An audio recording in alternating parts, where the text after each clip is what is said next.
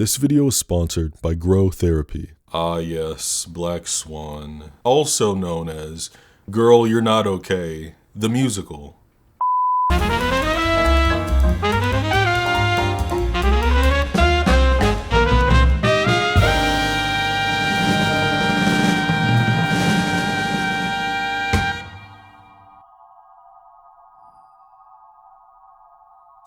Black Swan is a 2010 psychological horror film directed by Darren Aronofsky and written by Mark Heyman, John McLaughlin, and Andres Hines, based on a story by Hines. The film stars Natalie Portman, Vincent Cassel, Mila Kunis, Barbara Hershey, and Winona Ryder. Aronofsky had hoped to get a budget around $30 million, but he only raised a very tight $13 million, and from that $13 million, the film grossed, wait for it, $330 million worldwide. Jesus fucking Christ. That is what we call a smash hit, babes. Shot it for $1. We lost all our budget the day before production. Darren, I don't know how, found money magically. We were able to shoot. So much of our shooting was done illegally because we didn't have permits because we were a broke production. We shot illegally in the subway. We got a phone call at 3 a.m, be like, oh, come down to the subway. We're gonna shoot scene 35A. And I was like, I'm coming. Ghetto filmmaking. I love it. No, I'm kidding. If you are subscribed to me and you also follow me on Letterboxd, which if you don't already, you totally should, you might be aware that I have made a video on American Psycho, Stand By Me, Scream, 3 films that are in my top 4 of all time. And you know what the 4th one is?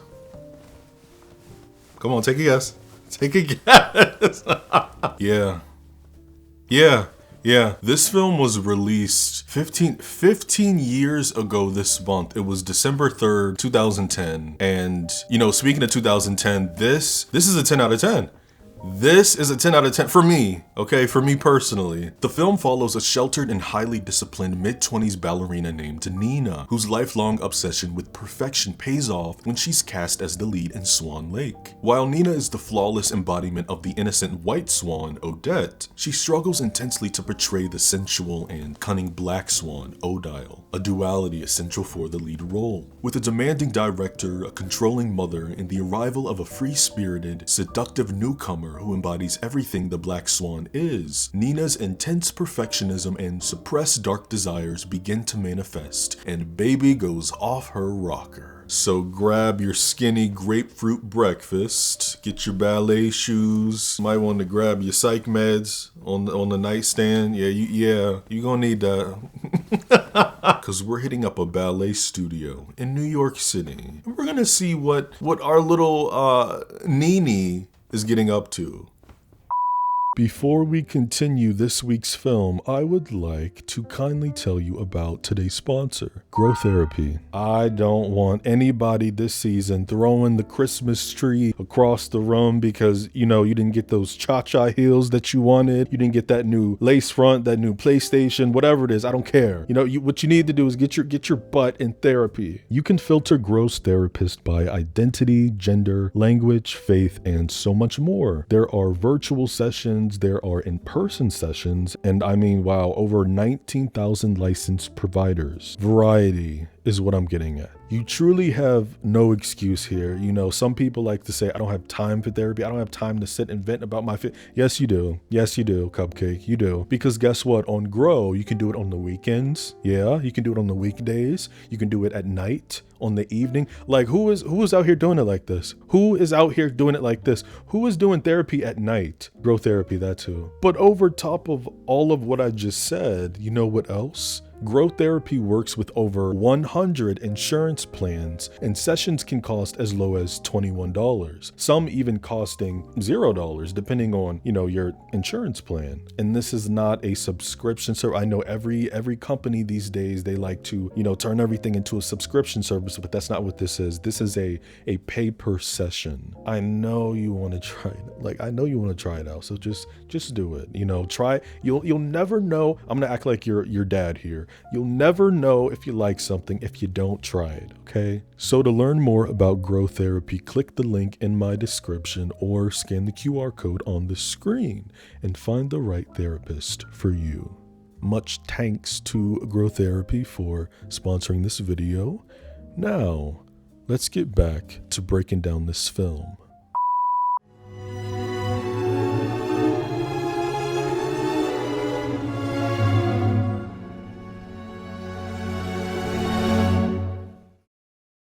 Our story begins on a title card before fading in on a lonesome ballerina, tiptoeing her life away. A man in black approaches her as they begin dancing until his true form comes out. Oh my god, we are in for a ride. The sound effects just...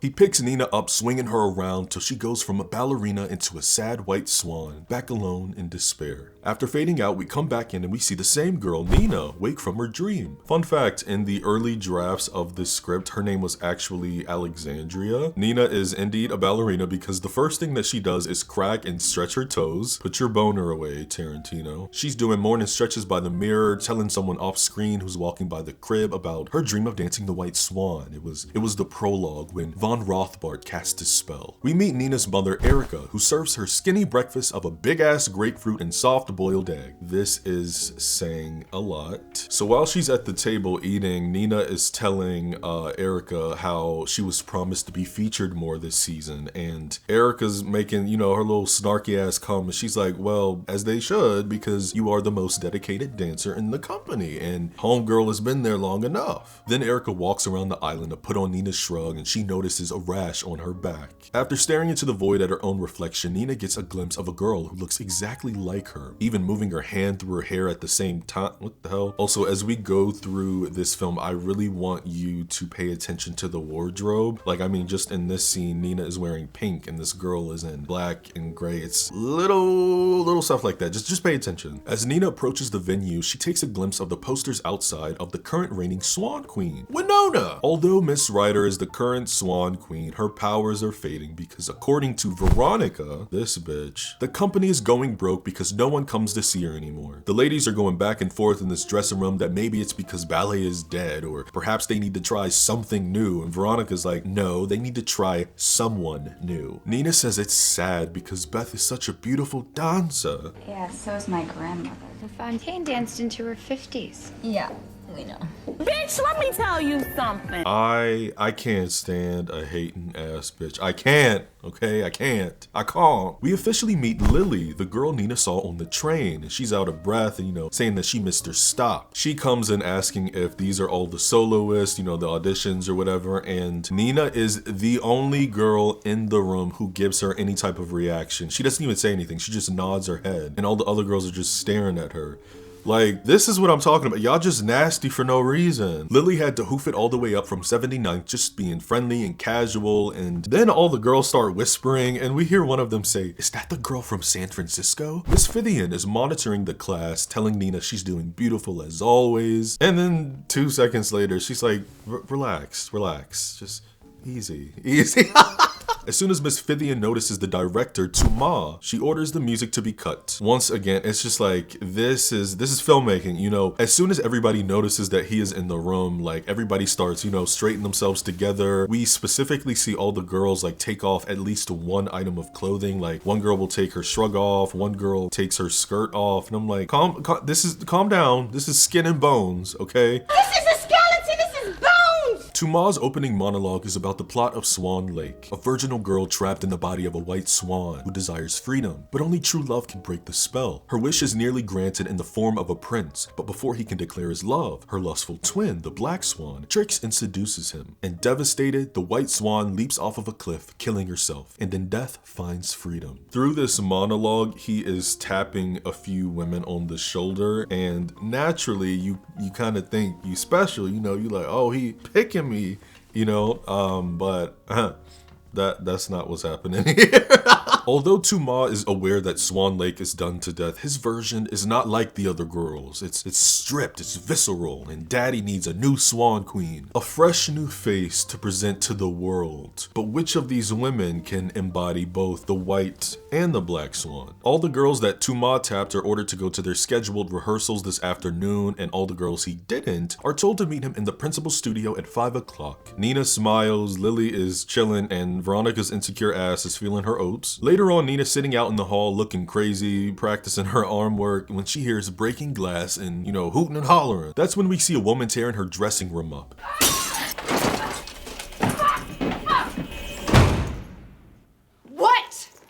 This is Beth, the former Swan Queen. Quite a rude introduction, Bethany. I think let's guys, let her slam the door and come out. Let's figure out where you go. Slam the door, my leg. What?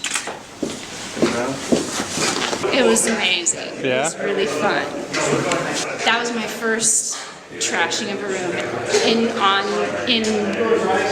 film and in real life.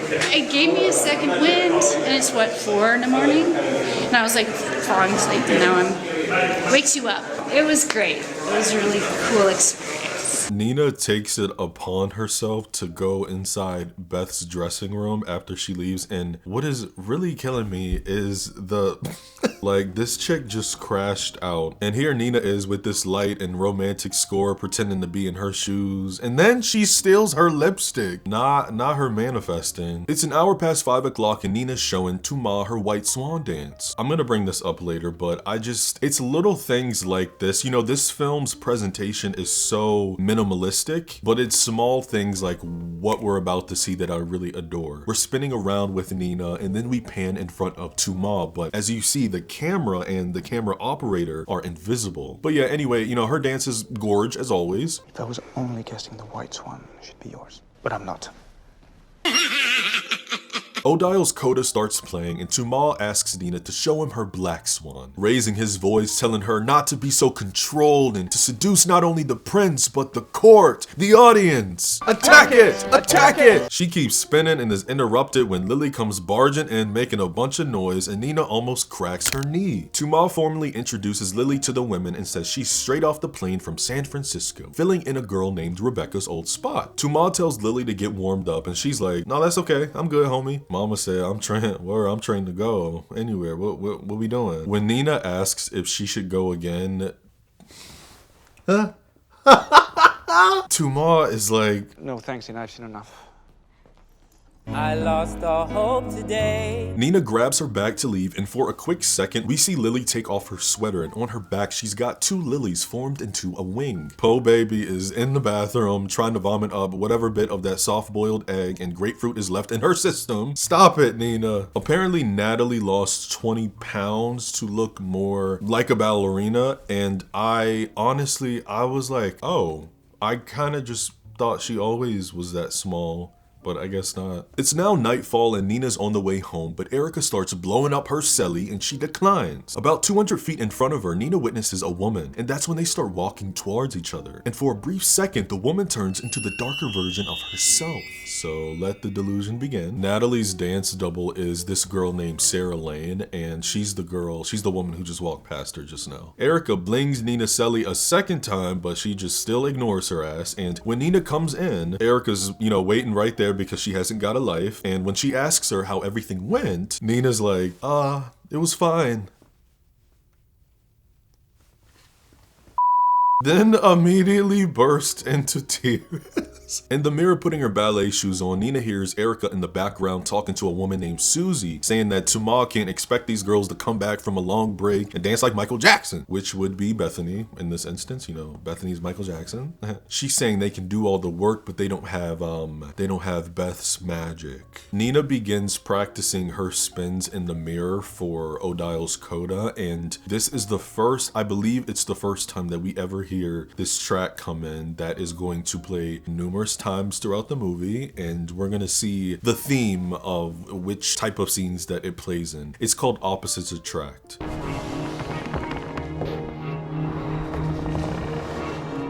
Clint Marcel did the soundtrack and the scoring for this film. Fabulous work.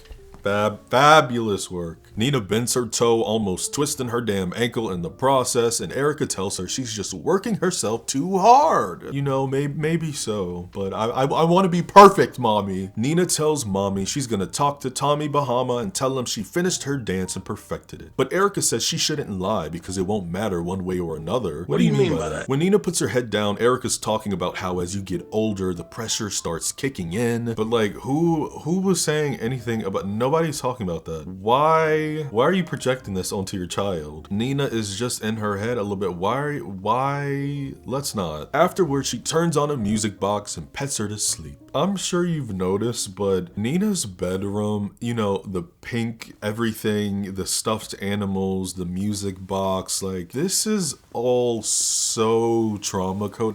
This girl is in her mid-20s. I think she's like, her characters, they don't say it, but like her character's like 25, 26. That's what it's projected. And this has nothing to do with her still living with her mother. No, it's like the room in addition with like the way that Erica treats her and this babying and this overbearing, like it's something is going on. On the train, Nina is staring back into the void, but this time she applies Beth's lipstick. Oh Lord, I told y'all she using tactics, manifesting. Hair down and everything. She is waiting by Tuma's office and she asks if he's got a minute. Nina tells him that she finished the coda and he is obviously so unbothered, like, okay, and? But she thought he should know. And Tuma is like, look, Cupcake, I don't give a frick about your technique. You should know that by now. Plus, unfortunately, he already chose that wench Veronica. Sorry. Okay, thank you. He's like, that's it? You're not gonna try to change my mind? Otherwise, why you come up in my office all dolled up? Like, I'm scared, y'all. I'm scared. Nina admits she came to ask for the part, and Tuma is like, look, you know, Slim, the truth is, when I look at you, all I see is the white swan. You're beautiful, fearful, fragile, ideal casting. But the black swan is a hard job to do both, shorty. Tuma's telling Nina, you know, over the last 4 years, he's watched her just obsess over getting every single move right, but he never sees her, you know, lose herself. Nina says she just wants to be perfect, but Tuma says perfection is not just about control, it's also about letting go and surprise yourself so you can surprise the audience. I think I do have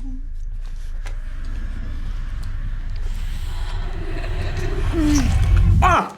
He's like, oh my God, you just fucking bit me. I can't believe you've done this. And she rushes out the room. Out in the hall, Nina's putting her hair up and Veronica looks like, you know, she got some words. What's up? She got some words to say. And she asks her yes women why Nina's always staring at her. A chick comes down the hall telling the ladies the roles have been assigned and it's up. So Nina stops Veronica, telling her congratulations. And her face goes from stale to a small smile rushing away. No, thank you, no nothing. But here's the gag, right? Not even 5 seconds later, Veronica comes back like, why would you say that? Your idea of some sick joke? What?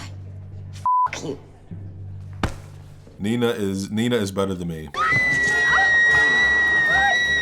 Nina should have snatched her little skinny ass up right there. 1, for the mouth. 2, for getting in my face. And 3, for pushing past her. Any whore, Nina rushes to the cast list and we see that she's the Swan Queen.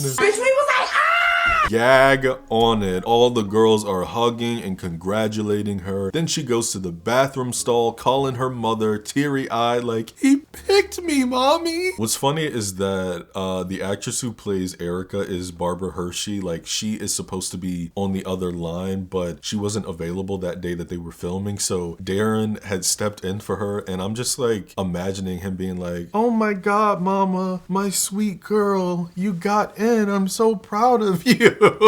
And this is why I cannot be an actor, because I cannot take anything serious.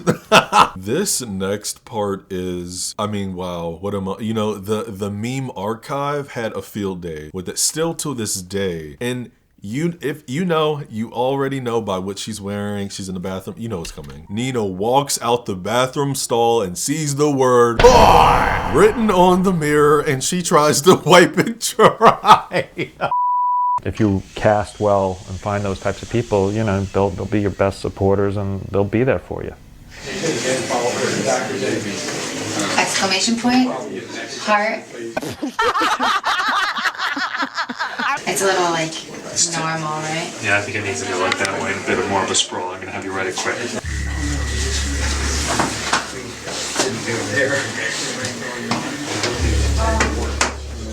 That's nice.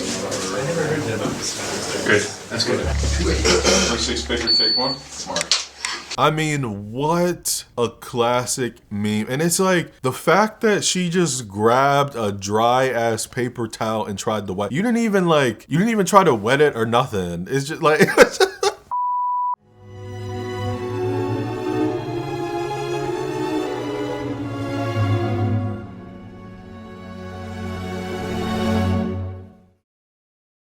When Nina gets home, she's looking for her mother, going in her room where she sees a bunch of paintings of herself. What the hell? Like, this is what I'm talking, like, this is not normal, guys. After Nina's shower, she notices that her rash is getting worse, and Erica starts hollering, so to protect her peace and privacy, she grabs a basket blocking the door. Turns out Erica was at the market picking up a big ass vanilla with strawberry filling cake in celebration. And right when she starts cutting a big slice, Nina's like, whoa, whoa, whoa. Slow down, big girl. Erica's like, no, it's a celebration. This one time won't hurt. But Nina says that her stomach is still in knots. Fine. Then it's garbage. No, Mom, don't. I'm sorry. Manipulation and guilt tripping. Erica's like, I'm just so proud of you. Sticking her wrinkly finger in the icing so Nina can lick it off, and she gives her best fake At this point, just eat that big ass slice of cake and just throw it up later, you know? The next day, Nina's dancing her white swan, practicing with David, who plays the prince. And once again, Tuma is like, very nice, Nina, very nice. But I knew that wouldn't be a problem. The real challenge is your metamorphosis into her evil twin. And I know I saw a flash of her yesterday. So get ready to give me more of that bite. Not too much. Afterwards, Nina follows the sounds of a piano where she watches some of Lily's dance skills, noticing how free and loose she moves. Or Mila's dance double. Mila never danced in her life, and you know, for this film, she trained for 4 months, 7 days a week, 5 hours a day, including an hour of cardio a day, and she had 1 day off on her birthday. Baby tore a ligament, dislocated her shoulder. She said she had like 2 scars on her back, but in her words, she said that it was worth every minute. But she would also like not ever do it again because that was like the hardest thing she's ever had to do. And I believe it because I cannot do, I feel like as soon as my foot went up just like that, like I would just feel just cramp. Tuma's creepy ass rolls up telling Nina to watch the way she moves and how it's precise but effortless. She's not faking it. An assistant shows Nina her new dressing room, which is a shared room with Beth, and on the table are a bouquet of flowers from Tuma. At a gala party thrown by the company, Tuma drags Nina through the crowd and up the stairs where he hands her some champagne and asks if she's ready to be thrown to the wolves, because they need these rich people's cash, so don't forget to smile. He gives a respectful and gracious speech about former Swan Queen Beth, who's in the crowd watching, sipping on a scissor, and he's stating how every great career must come to an end, revealing that Beth is retiring at the end of the season. My little princess, we honor you. Ew. Tuma quickly moves on like, anyways, child, as you know, as one star exits, we welcome another, and introduces his new version of Swan Lake with the exquisite Nina Sayers. Lily's ass is in the crowd, booed up with someone's daddy, laughing and being disrespectful. Electric chair. When Nina goes to the bathroom, she starts picking at a hangnail on her finger that she noticed out on the stairs, and someone starts banging on the door. So Nina's like, chill, ripping off 2.5 inches of skin. This is nasty. And the person keeps banging. It's Lily banging on the door, who's hollering that she's about to burst. Oh yeah, and after Nina runs her finger underwater, we see it actually didn't happen. She opens the door and Lily rushes in, locking it behind her like, oh my god, hey, it's you. I don't think we ever officially met. She comes in, formally introducing herself directly to Nina, and that damn opposites attract score comes in. So we are, you know, we're starting to see the meaning and the link of this track. Like it's attached to anything that has to do with the Black Swan. You know, the first time we heard it was when Nina was practicing Odile's coda. Lily is so careless with her man. She tells Nina to hold her purse, slipping off her panties, making casual conversation, but Nina tries to excuse herself. No, come on, stay. Keep me company. Oh, fuck. After the party, Tuma tells Nina she did great, asking where she lives, and when she says the Upper West Side, he's like, stop at my place for a drink, it's on the way. I think the not, you trick ass bitch. I'm sorry. You already gave her the part. She don't need to you. Miss Fithian collects Tuma, telling him he needs to greet some people and kiss ass, so he excuses himself and asks Nina to wait. She starts admiring a statue of a man with the face and wings of an owl that is clearly Von Rothbart from Swan Lake, and that's when... Oh lord, here we go, y'all. Also, I want you to envision this as I'm talking about the scene. Parker fucking Posey almost played Beth. Are you kidding? Another funny ass scene. Beth is boozed up and she's been crying. Nina shows her respect, saying that, you know, I'm sorry to hear about your retirement. And this trick is like, "Aw, what did you do to get this role? Cause Tuma always said you were such a frigid little girl." What did you do to make him change his mind? Did you suck his cock? Not all of us have to.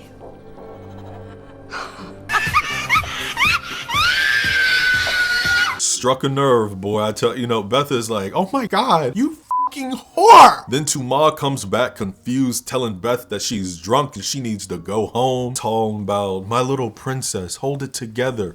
Stop! He walks off with Nina and we hear Beth say, "You make the most of it, Nina." At Tuma's crib, he makes drinks for both of them, saying he wants to talk about the role to ground them so there aren't any boundaries. Yeah, that's what they all say. So, you got a boyfriend? See what I mean? And oh my God, after Nina says no one's serious, he follows this up with asking if she is a virgin. Now, she says no, but I think we all know that this is a skinny lie. Tuma's like, "Do you enjoy sex?" And she starts nervously laughing like, "Excuse me, bitch?" He's like, "We need to be able to talk about these things."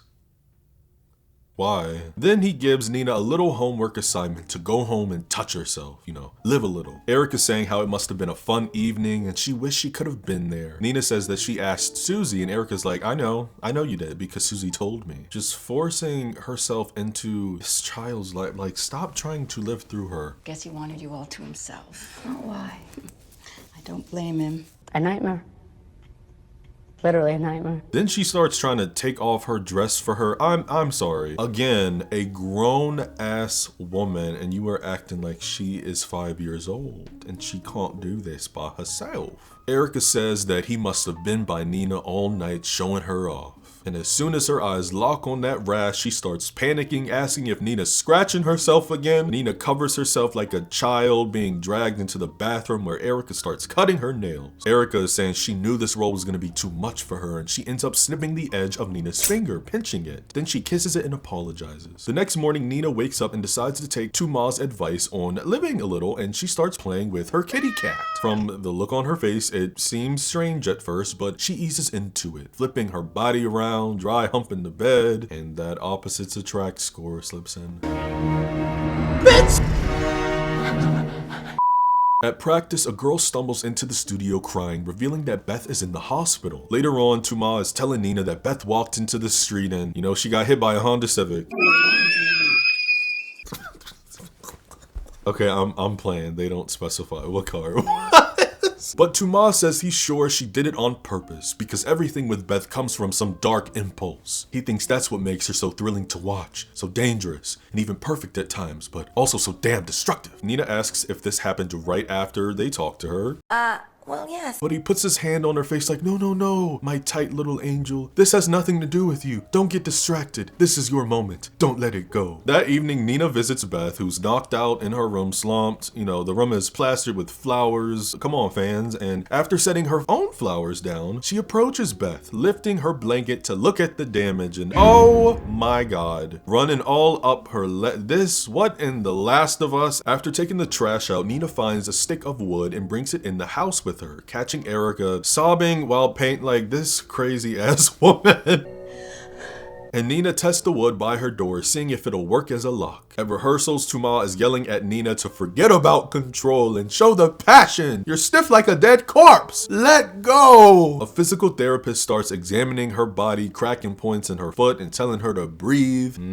Yeah, get that trauma out your body. The budget on this film was so tight that when Natalie dislocated a part of her rib from being lifted into the air, production told her that they couldn't afford a medic. And you know, for them to afford one, they would have to take away her trailer. So guess what? The next day her trailer was gone. She also had to receive physical therapy during filming, and the scene that we just watched was one of her sessions. They brought in a real physical therapist named Michelle Rodriguez Newell, and Darren had told Natalie to just stay in character during the appointment. From then on out, Natalie had to be lifted from her armpits instead of her sides, and you know, to avoid injury. But yeah, it took her her like 6 weeks to fully recover. I mean, homegirl can't catch a damn break. Tuma is still not impressed with her black swan, guys. David, can I ask you a question? Honestly, would you that girl? No. No one would. He dismisses the boys and tells Nina to stay. And David is like, have fun, you two. Tumal starts dancing with her, groping and assaulting this girl, telling Nina to feel his touch and respond to it. And then he full on kisses her. Open your mouth. Open your mouth. Open it. Open it. Oh. He gropes her chest between her legs, then pulls back, telling her that was me seducing you, when it should be the other way around. And he walks out. I just, wow. She's sitting on the floor later on and in the shadow sees herself dressed exactly like Lily. But that turns into the real Lily. She's telling Nina she's gonna be amazing, offering a smoke, and you know Miss Sayers is stressed out, so she hits it and she don't even call for anything. Come on, bro. Lily asks if she wants to talk about it and Nina starts whimpering that I just had a hard day. Is that our day? Lily's like, girl, Tuma is a prick. Don't let him get to you. But Nina's like, no, he's brilliant. You just don't know him. Someone's hot for teacher. Nina grabs her stuff getting up and Lily is like, oh, come on. Like, girl, it's okay. I don't blame you. I'm just playing. Shit. That night, Nina's in the bathtub and starts practicing with her kitty more, going underwater, and a few drops of blood drip into the bath. Not only are the fingers bloody, but that rash is only getting nastier. After making David and Nina do the same number over and over, the diva gets upset asking if he's got any corrections. And that's when Tuma reveals that Lily spoke to him and she told him that he needs to take it easy on Nina. And Nina is like, I did not. Maybe you need a break. Let's say a day or two. How about a month? Nina says Lily shouldn't have said anything, and Tuma is like, no ho, you shouldn't be whining in the first place. You could be brilliant, but you're a coward. And honestly, F Tuma, but this is honestly like my favorite line in the film. It's in the meme folder and I do not use it enough. This to me is like the quintessential reaction meme representing an Aquarius. Did I say that right? Sorry. Now stop saying that. That's exactly what I'm talking about. Stop being so fucking weak. As I said, honestly, him, but I kind of agree with him.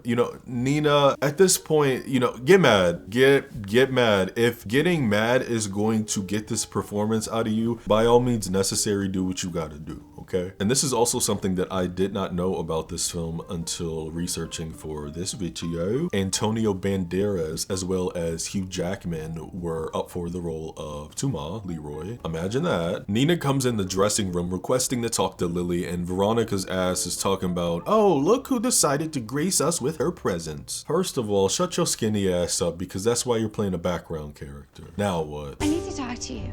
Okay. Now. Rare. Lily says that she ran into Tuma this morning and he said that Nina was having some trouble, so she brought up their conversation. And Nina's like, why would he talk to you? So Lily scrunches her face up like, oh, excuse me, your highness. I just told him you were working your ass off and I think you're great. And Nina's like, well, you shouldn't have. In a short and disturbingly realistic scene, Nina is on the train filing her nails and this disgusting old starts making smoochy faces at her, licking his lips and playing with his 3 inches. Jesus Christ. Erica asks Nina if Tuma tried anything with her since that French man has a reputation. Mama says she's got a right to be concerned since Nina's been staying so many late nights rehearsing and she doesn't want Nina to make the same mistake she did. I just mean as far as my career was concerned. Career.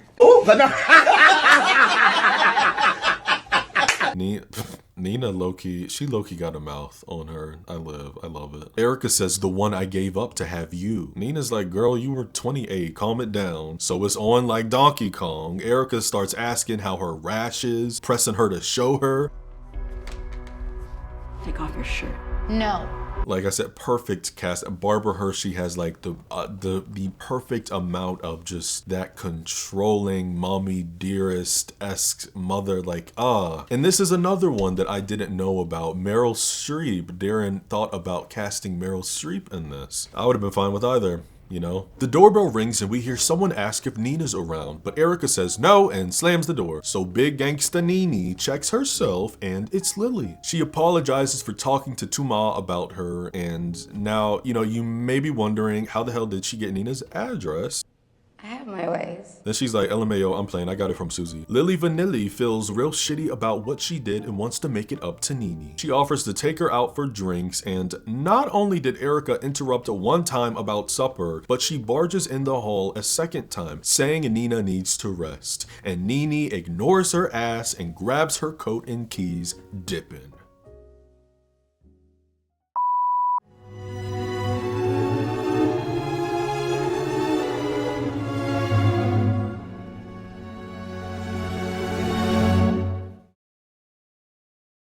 Lily is grossed out by Tuma calling Nina princess, as we all are, because he probably says that freaky shit to every girl. And any day now, Nina will be little princess. Just gotta let him lick your pussy. Lily asks how Tuma is in bed, and Nina goes on the defense saying that she doesn't want to talk about that. So Lily's like, you really need to relax. Getting an idea. She goes in her cigarette case, pulling out 2 pills for each of them. The hell is that? She says it's pure and she brought it straight from San Francisco. She's like, it'll relax you, loosen you up, let you see the night sky. When Nene asks how long it lasts, Lily says a couple hours tops. Nina rejects, and later goes in the coke room, the powder room, putting on the top Lily had extra from her bag. Erica blings her celly, but she declines. And when coming out, we see Lily is at the bar with 2 guys, and pay attention to this, cause we all see it. Nina catches her pouring out the ecstasy pill into a drink, immediately noticing her, and then she runs up to her saying that, you know, she thought they could use some drinks. And that's when we meet Andrew, who's played by Sebastian Stan, and the other cat's name is Tom. You know, I have to point out that both of these actors were in this 2006 film called The Covenant about male witches. It's an abomination, and you know my ass did a video on it. It's one of my earlier videos. It's a funny one, check it out. I also have a pretty elaborate theory that Chase and Reed, which are the characters that these 2 guys play, I have a theory that they are bisexual and that they ran away together. Hear me out! Hear me out!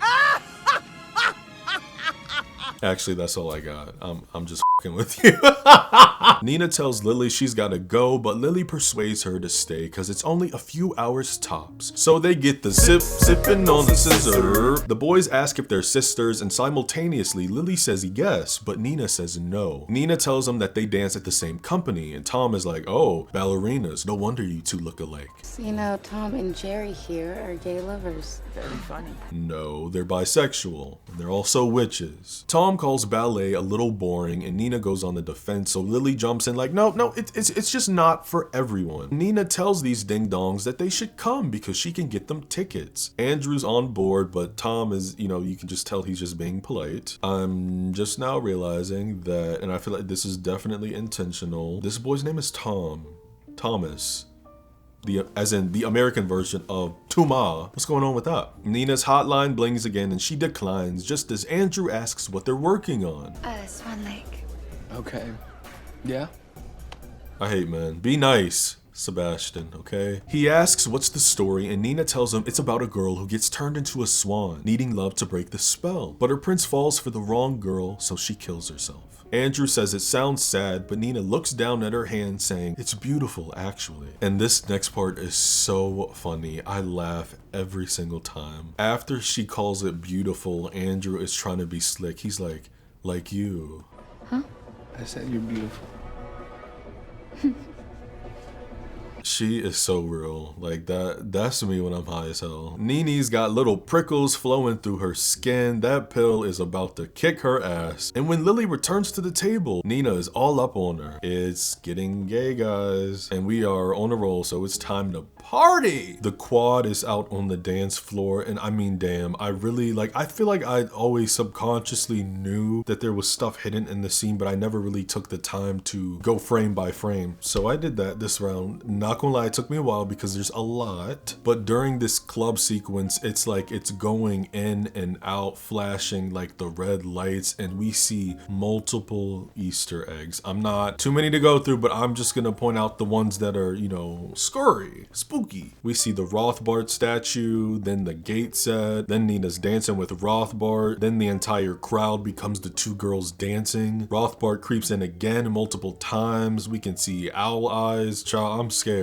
Like everything starts mirroring and getting warped together as Nina sees different versions of herself. I mean, truly, this is cinema. One second she's dancing with Andrew, the next it's Rothbard. We zap into a dirty graffiti bathroom where Nina is making out with a skinhead before pushing herself away from him after realizing that this is a man. No, I'm kidding. She walks all the way out the club and Lily catches her asking where she's going. So the girls grab a taxi and inside Lily is playing the equivalent of footsies with her hands, putting her fingers in between Nina's pink swan legs, and the opposite attract score creeps in, but Nina removes her hand and giggles. The girls come in Nina's place laughing, high as hell, and Erica comes out the shadows asking if Nini's got any idea what time it is. She's like, yeah, late. When Erica asks where she's been, Nina says, to the moon and back. You've been drinking. Ding, ding, ding, ding, ding. Erica's like, what else have you been doing? And Nina, she's like, oh, you want to know their names?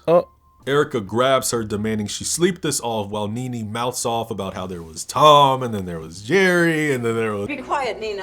And I them both. Shut your mouth! Nina pushes Erica off her, grabs Lily, runs down the hall, snatches the stick she found, and drops it in front of her door. She's screaming about privacy and how I'm not 12 anymore. Look at Lily all over her shoulder like a little devil. And after Nina slams the door shut, screaming for Erica to leave me alone. Oh boy. And yeah, this is the scene that unfortunately, and okay, I say unfortunate because a lot of people, hold on, why am I saying people? A lot of straight men pretty much praise this scene as the best in the film. We know why. And to me personally, that is just diminishing all of the other beautifully shot and crafted scenes and just the film as a whole, because I don't know, sex sells, you know? It was all over the trailer, it was all over porn sites, and Natalie Portman even she was very vocal about how she felt uncomfortable with that and her disdain. And anyway, Nina rushes across the room and starts getting it on with Lily. The opposites attract scores in full effect. They're ripping their tops off. Lily rips off her panties, going down on Nina, and for a brief second she turns into Nina. All the prickles and goosebumps on Nina's legs start moving. The wing tattoo on Lily's back starts moving, and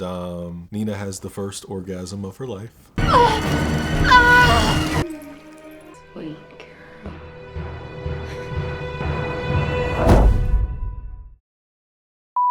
That sweet girl line, we gonna talk about that later. The next morning, Nina wakes up with her head pounding and she realizes she's late for rehearsal. The entire room is wrecked, the stick is no longer on the door, mess. Erica is, of course, sitting in the main room, and Nina asks why didn't she wake her up? I'm moving out. When Nina arrives at the studio, she can hear her Swan music playing, and look at who is in her spot. Lily. And after the song is over, Lily runs to Nina saying that Tumal just wanted to mark it and asked her to step in. You put something in my drink. Yeah. So going back to when I told you to pay attention to that, why is she acting surprised? You, Nene, you saw her pour that powder in your drink and you still chose to drink it. Why are you acting surprised? When Nina brings up how she just took off after sleeping over, Lily has no idea what this girl is on about. So, oh, not this. Lily is like, slept over, unless your name is Tom and you got a dick. Did you have some sort of Leslie wet dream about me? Oh my God, you did. You fantasized about me. Shut up. Was I good? During a quick rehearsal, Nina is per usual always looking at Tumal for approval, and he looks unimpressed. But not only that, he's looking over and locking eyes with Lily. After this, we cut to Nina trying to make herself throw up in the toilet, but nothing is coming out. I told you, stop! She removes the hamper from the bathroom door and starts up her Swan Lake music box to get some rest. Right. Big girl Nene grabs all the stuffed animals around her room and frantically stuffs them in the garbage chute. They're practicing the finale and Tuma's hollering over the orchestra to Nina saying that this is her swan song. You've tasted your dream only to have it crushed. Your heart is broken, wounded, your life force fading. The blood drips. The black swan stole your love. There's only one way to end the pain. You're not fearful, but filled with acceptance. Yeah. Now jump! It's okay, boo. Just jump. Just jump. I don't blame her for hesitating because why do y'all got this little full? Is that even a queen? That looked like a full mat. No, I got this little small pad and this black. I'm gonna bust my head open. Get my girl like 3 mattresses. Shit. I know she's skinty, but come on now. Anyway, Tuma gives her a thumbs up, so I guess she did okay for the day.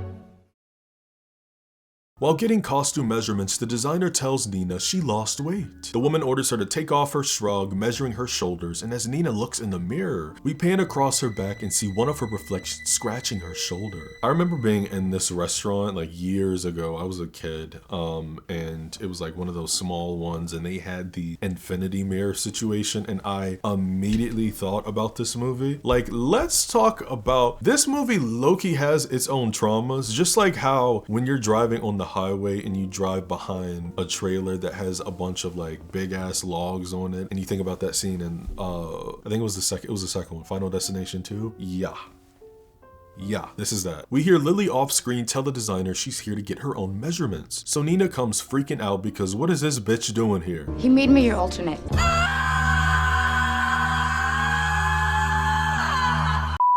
Oh, I would have raised hell. Nina runs looking for Tuma and starts begging him not to make Lily her second because she wants my role. And he's like, babe, every dancer in the world wants your role. But Nina's like, Daddy, she's after me. She's trying to replace me. Waterworks going, and Tommy Bahama tells his princess to just give a great performance.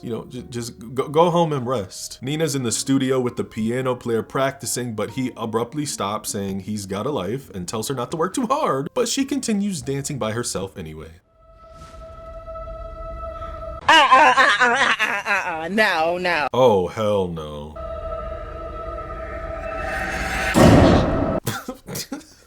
So many gifs, so many memes have came from this fucking movie. The lights shut off and Nina runs out the studio like, hey, I'm still working. Bitch, this is a scary movie. I'm scared. She starts whimpering, asking if they could please turn the lights back on. And she hears a woman laughing. When she walks out on the main stage, she crosses to the other side where Lily and Tuma are doodling. But then Lily turns into her. Oh shit! Help! Help! Help! Ah! Oh God, he's coming! No! Ah! She takes off, running to her dressing room, and grabs all the items she stole from Bethany. And oh look, it's now Nene on the screens outside the venue. Nina goes all the way to Beth's hospital room, who is slumped in a wheelchair looking like she's had a hard day, and Nina drops a note for her, along with a lot of the items that she stole. Beth asks what she's doing here, and Nina starts crying and apologizing that she knows how it feels now, and Lily is trying to replace me, and you're an old person, so like, what do I do? This shit takes me out. Beth is like, you stole my things. But Nina was just, she was just trying to be perfect like her, and Beth starts laughing like, perfect? Picks up the filing blade and says, oh, I'm not perfect. I'm nothing. Stabbing her face, saying, I'm nothing! And she bites Nina's hand, but now it's Nina in the chair screaming, nothing! Nothing! Nothing! Nene takes off, running out the room with blood all over her hands, and she drops the blade. Now, my question is, did she fucking stab Bethany? There's blood on your hands, Mom. Someone check on Bethany. Nina arrives home and goes to the sink to wash her hands, rush into the kitchen, and after she flips the light switch off, we hear a voice say, Sweet girl.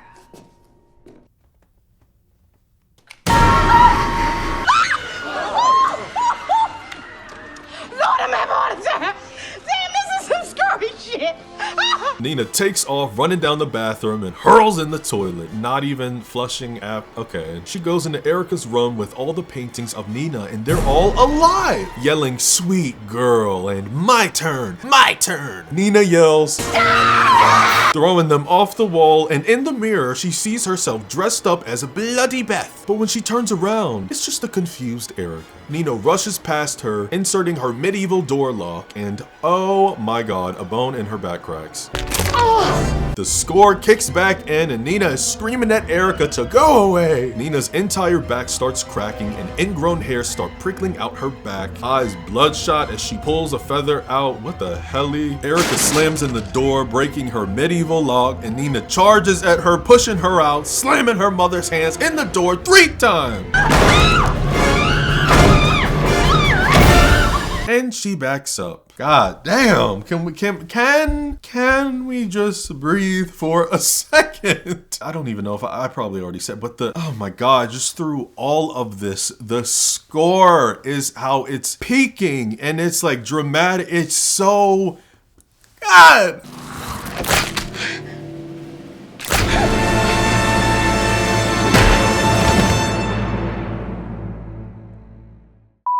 In the morning, Erica's in her room, and I mean, she put these damn socks on Nina's hands because she was scratching all night. Her clock is nowhere to be found, and Erica even admits that she called the theater and told them that Nina wasn't feeling well. So, you know Nina is about to choke this bitch out. Nene gets up screaming for her to let go and tries to leave, but the goddamn doorknob is no longer there. Erica says she's staying in her room until she feels better, and it does not take her a long time to know exactly where that doorknob is. Move. Move! What happened to my sweet girl, huh? She's gone! Nina drops her ass on the ground and under the cushion sits the doorknob. Erica's screaming that she's not well and she can't handle this. I can't! I'm the Swan Queen. You're the one who never left the core. Another one of my favorites. She said, I can't! I'm the Swan Queen, bitch! You're the one who never made it out the corpse! When Nina arrives at the venue, all the background players are whispering, oh my god, it's Nene. And we hear Tumal down the hall telling Lily that this is her moment and she'll do fine. He just be saying anything to anybody, right? You know, you gonna start calling Lily Princess next? And then as soon as Lily see her, she's like, what is she doing here? She was supposed to be sick. Well, she's not, ho, so get over it. Tumal goes in her dressing room as Nina starts putting on makeup and he tells her that he already asked Lily. But here's the thing, Nina asks him if he's officially announced it.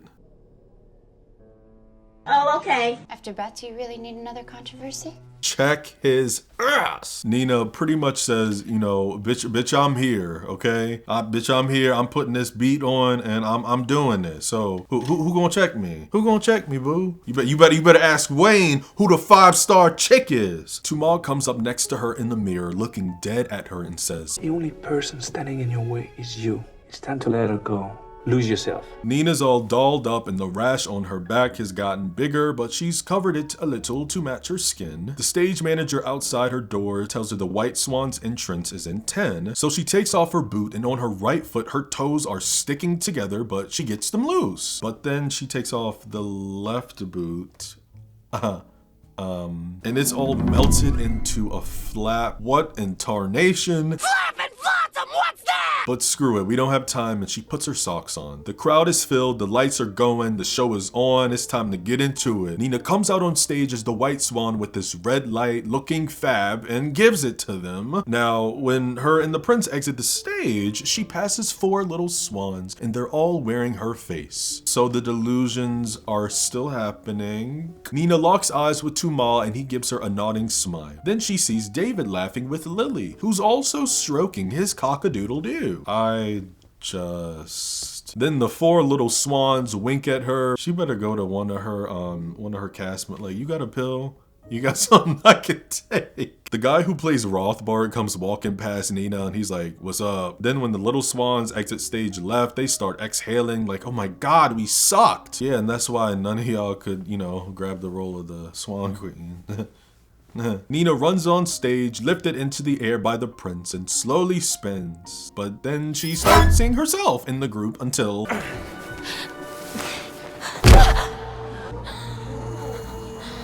Now this is what pisses me off. Not only does he take a strong, like, I don't know, 6 seconds to pick her up, when he does, he has the nerve to whisper to her. What the f***?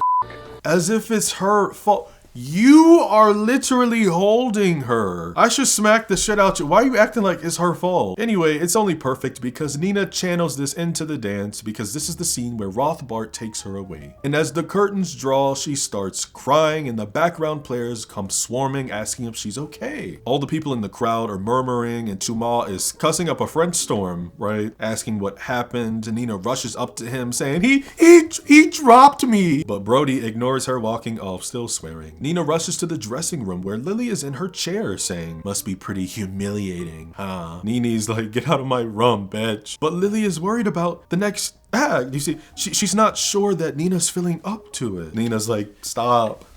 Please stop. How about I dance the Black Swan for you? And that tears it. It's SmackDown versus Raw in this bitch. Nene charges at San Francisco, throwing her up against the mirror, shattering it, but the Black Swan isn't even Lily anymore. It's Nina. The Black Swan is screaming, it's my turn, my turn! And the White Swan grabs a shard of glass right before her neck extends, and she stabs the Black Swan in the stomach with the red bloodshot eyes. It's my turn. Oh shit, but wait, no, like it's actually Lily this time. And she's also like, you know, bleeding out the mouth. Nina, we might be going to prison, girl. Oh, we might be going to prison. I hope you watched Orange is the New Black. Hey guys, before you go, if you hear me scream cut, just freeze, okay? Good afternoon. Good afternoon. Good afternoon. Oh, thank you. I was wondering if I was in this room by myself. Okay. And action. Leave me alone! Cut! Cut! Cut! Cut! Cut! Are you okay? Awesome. Oh my God. Reflection solved. I could have done that, shoot. That's not a problem. Okay. Look how sick this looks. You okay? Bam! It's great. Ready to do it again. Yeah. Okay, let's just do one. This is the last one for the choke. Okay, this is what we need. We just gotta get that a little better. This is poured resin, so I put like a cookie sheet. I mixed this like pourable clear resin, poured it into the bottom, stuck a sheet of Mylar down, and then covered it over in resin again. And when I dried, it was like these flexible sheets. So you get something that you can do this with. The stage manager says the Black Swan needs to be in place in 5, so Nina grabs Lily, dragging her to the bathroom. Another fantastic little moment that segues into my favorite scene in the film, but after she drags her in the bathroom, Natalie is standing in the shower and she starts like hyperventilating into like, she's hyperventilating, but she's like easing up into controlling it. It's just fantastic acting, so good. My girl is now in full Black Swan mode. Come on, bitch. And we hear the orchestra come in.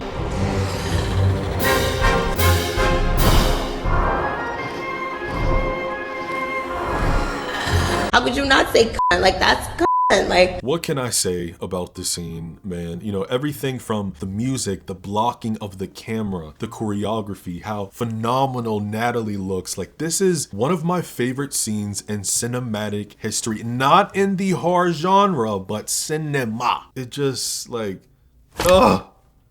So good. Chills, 10 out of 10, no notes, no notes. Nina flows off the stage feeling hot and heavy, and we start hearing the fluttering swan sound effects as feathers start sprouting out her arm, and she smiles, going back on stage to give her final spin, turning and turning and turning, and her wings keep growing out more and more until she takes a final bow and fully becomes the Black Swan. Absolute cinema. She floats off stage and runs to Tuma, kissing him as the sound swallows. And look who is being seduced now, bitch. Still on her Tarantino toes, cause she's a dancer, darling. And she returns to the stage as roses are being thrown at her. These motherfuckers must have some good aim because they're nowhere near that stage. Like, are these quarterbacks throwing these damn roses? Nina walks back to her dressing room and the stage manager tells her great job and she's got 15 until the last act. The shards remain by the mirror. There's a pool of blood outside the bathroom, so she grabs a towel, covers it, and beats her face for the finale. Call me dramatic, but why is the Swan Queen, you know, the star of the show, why is she doing her own makeup? Do we not have a makeup artist on set? Is there no budget this time around? Anyhow, there's a knock on the door and... Hey, you were amazing. Oh!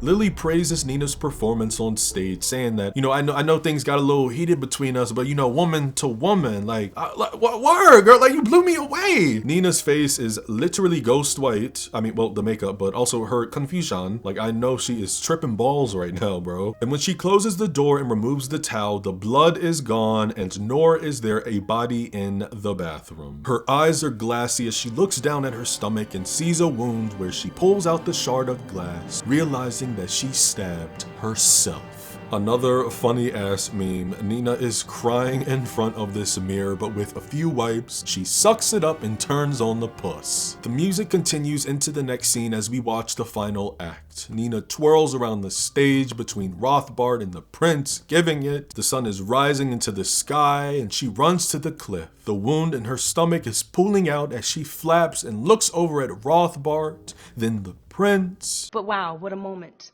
I will never forget. One of the most popular and best shots in this film. Erica is in the crowd crying, looking so proud of her girl. I'm gonna ignore this because one out of all of them, she can see her. I feel like that's in her head. But also, how the hell would Erica have had time to get a ticket?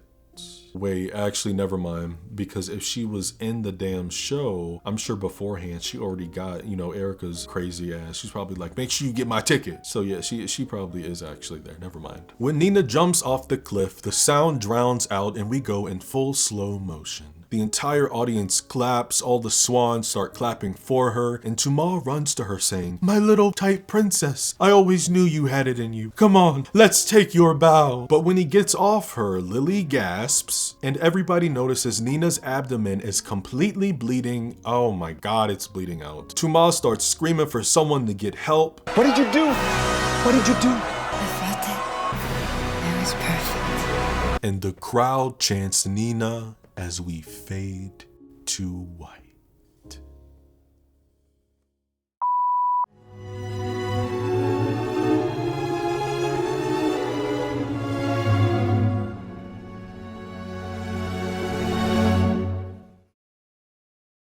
I am genuinely confused on why we do not have a 4K restoration of this film. I mean, damn, like y'all, where is the Criterion box set? A steel book? Some no. You know, we have a goddamn 4K restoration of Love Actually, but we can't get Black Swan in 4K. Okay. With this 15-year anniversary, they brought it back to select theaters. They showed it in IMAX. And did I go and watch it in the theater? No, I didn't.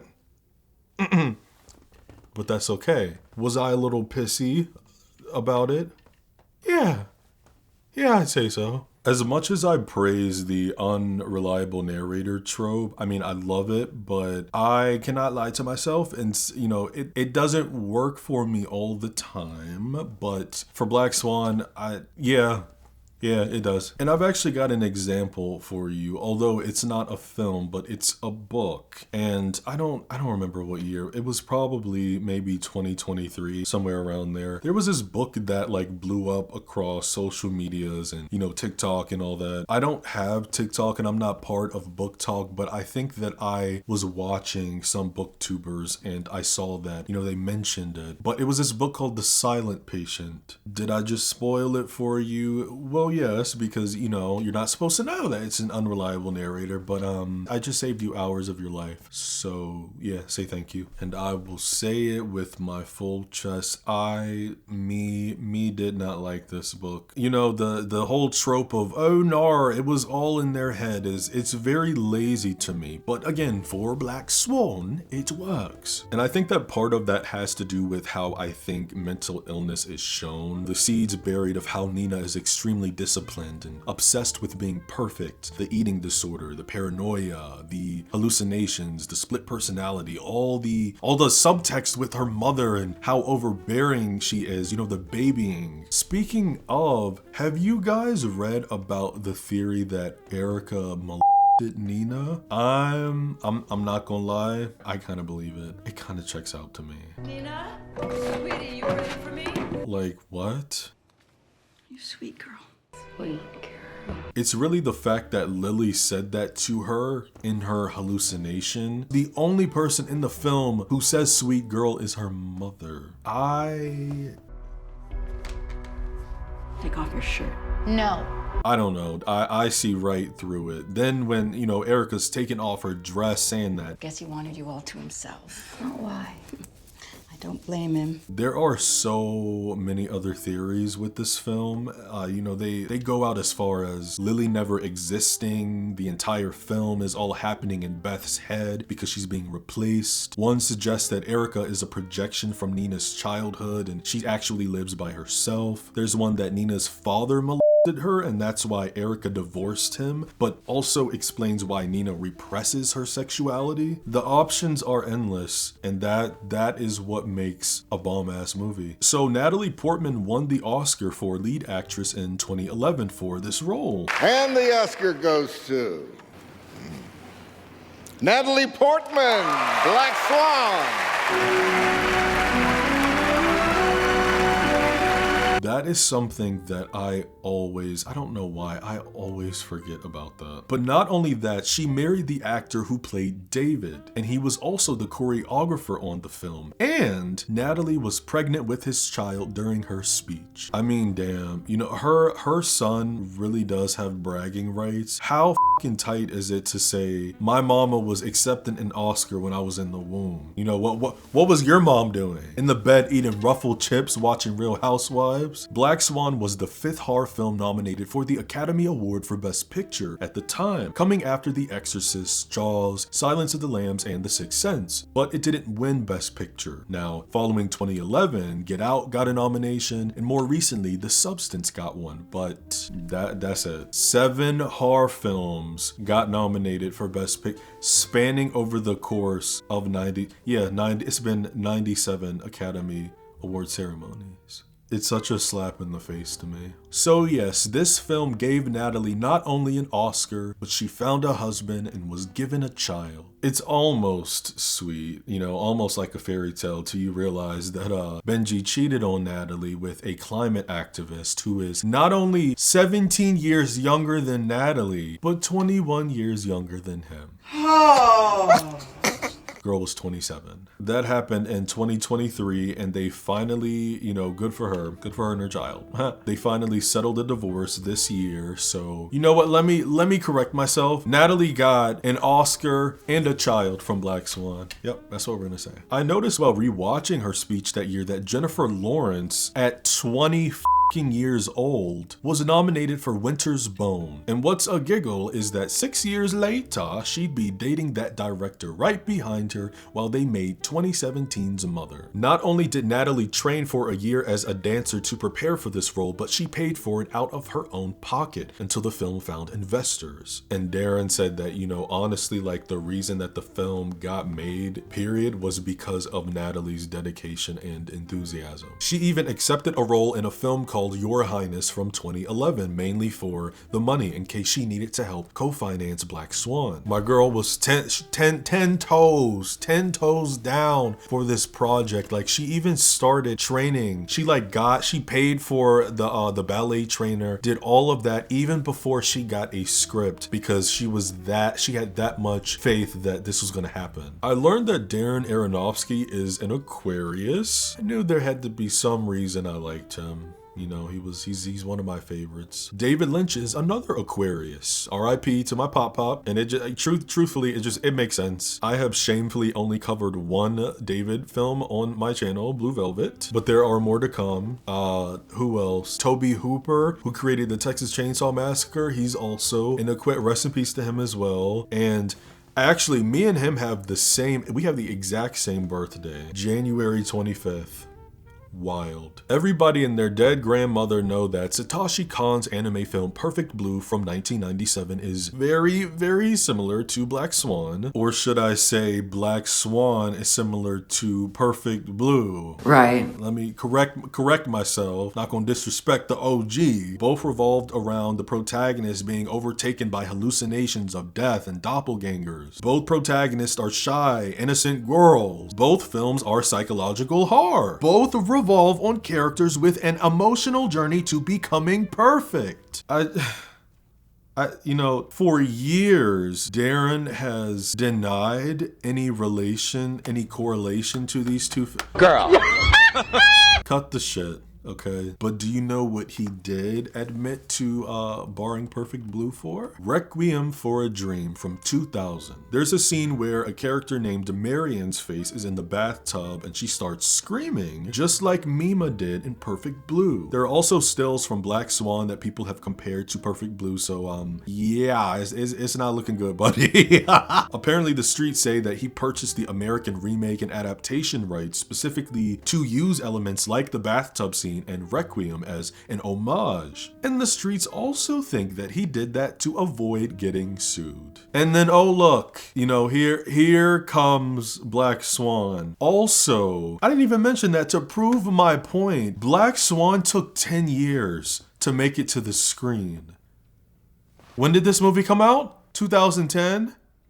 Oh, okay. Like, do the math. Do the math. Bro, you know, whatever, there's literally, it's a whole debate. Whatever he did, purchase like part of the rights or something, the copyright, whatever, he did that around the time that he was thinking about Black Swan as well. Let's not.